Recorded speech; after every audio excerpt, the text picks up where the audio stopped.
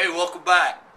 In the last video, we were talking about several options you have when it comes to bending your tubing to make your rockers. Today, I want to focus our attention on this tubing roller. Now, the facts are, this is a relatively inexpensive tool that I picked up at my local discount tool store. But you know the old saying, you get what you pay for, right? Come on over here and let me show you a couple of the weak spots on this tool that I've already had to address. So as you can see, the way this works, you basically have 3 different size dies for 2-inch, 1.5-inch, or 1-inch tubing.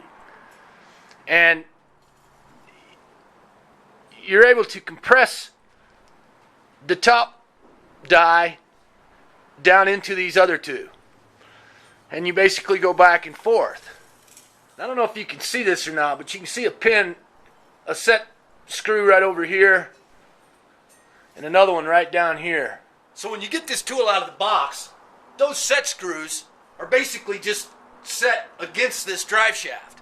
And you know as well as I do, when you start cranking down and putting pressure on this, that's the first place it's going to fail. So I've actually taken time to drill through this drive shaft and screws all the way through it. But as you'll see here, this is still the weak point.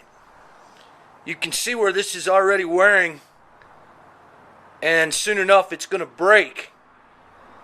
So I'm going to go ahead and be proactive and set a new one before I start bending this new piece of 10-foot tubing.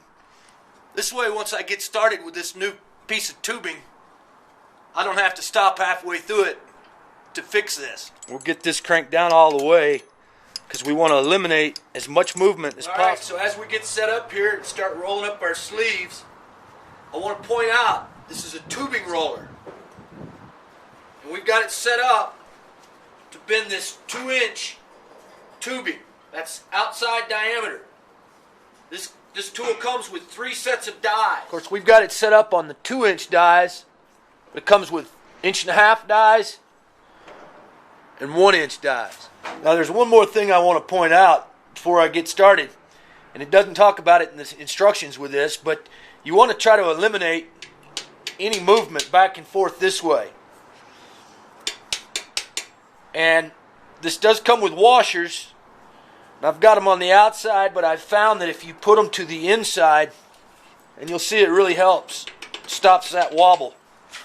We'll get this thing tightened down, and then we're just about ready to get this thing rolling. So if you want to see how I go from this to this, you're going to have to click subscribe and come on back next time. This has been Mitchell Dillman with LogFurnitureHowTo.com. See you again next week.